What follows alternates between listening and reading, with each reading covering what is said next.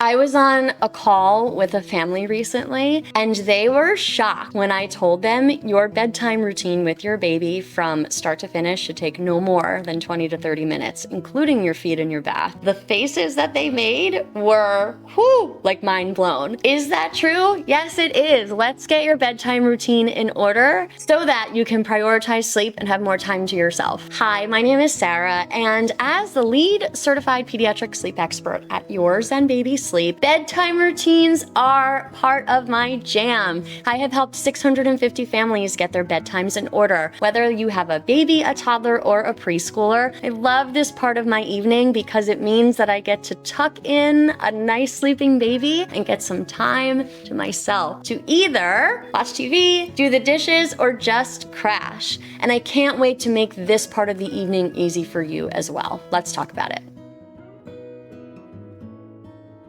This is going to be a big switch to your routine, and it's one of my biggest, most helpful tips to families when I work together one-on-one with them on independent sleep. The first part of your bedtime routine should actually be to feed your baby. We want to start to associate feeding with nutrition. We are feeding our baby to fill their bellies ahead of a long night of sleep and a long stretch. If we feed our babies first, then we are going to go throughout the rest of our routine, and we know they're going to be wide awake and take a full feed and have their bellies nice and satisfied ahead of that long night of sleep. After your feeding, which can be done in a light and bright room like this, not in a dark nursery, we will move on to the bath if it's a bath night. Pro tip here, we don't need to bathe our babies every single night. You can do every other night, and on the nights where it's not a bath night, just wash them down with a warm washcloth, the milk out of the neck rolls and the ears, etc. And from there, then we will move into the nursery and dress the baby in their pajamas. If you would like to incorporate some type of quick lotion or baby massage, please, this is a great time to do it. But keep in mind, they're not at the spa and they don't know the difference, right? That's something that's enjoyable for us as self-care. It doesn't need to be a long process, especially at bedtime. They're tired, they're ready for sleep. If we're going to incorporate baby massage, let's make it brief, 2 or 3 minutes to calm their body down, to ground them, and then move on to the next step. So far, we have fed them, we've bathed them, we've diapered them, lotioned them, and they are in their PJs. At this point, you can decide to read a book or maybe sing a song, which can be helpful. I love, as a former teacher, just incorporating literacy into my bedtime routines.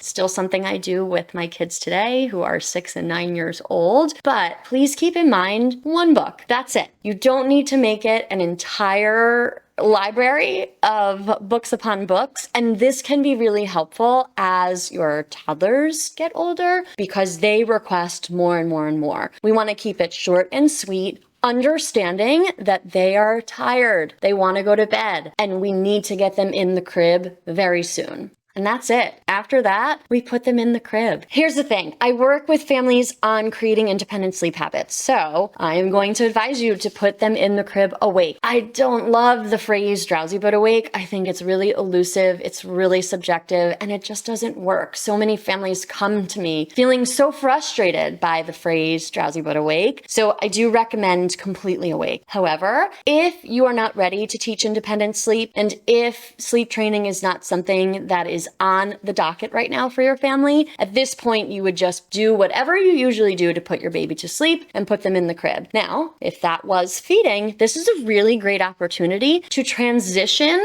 your sleep association from feeding to something else. So instead of feeding to sleep, let's do something like rocking to sleep. This is a way that your baby can start to remove really intense sleep associations to less intense sleep associations. And then when the time comes, if you are ready to teach independent sleep, it'll just be a little less challenging for the baby to pick up those skills. My biggest takeaway here is that consistency is always better than perfection. Listen, I am far from a perfect parent, and I don't want my families to practice perfection either. And I don't want my kids to be perfect. That's just unrealistic. Just maintaining some level of consistency in our routine can be really helpful in teaching healthy sleep habits. If this video video was helpful for you, please tell me by giving it a like and subscribing to my channel so that you are the first to know when I publish my latest sleep content. And I would love to know what your favorite part of your bedtime routine is, or maybe the hardest part of the routine is. Leave a comment about it below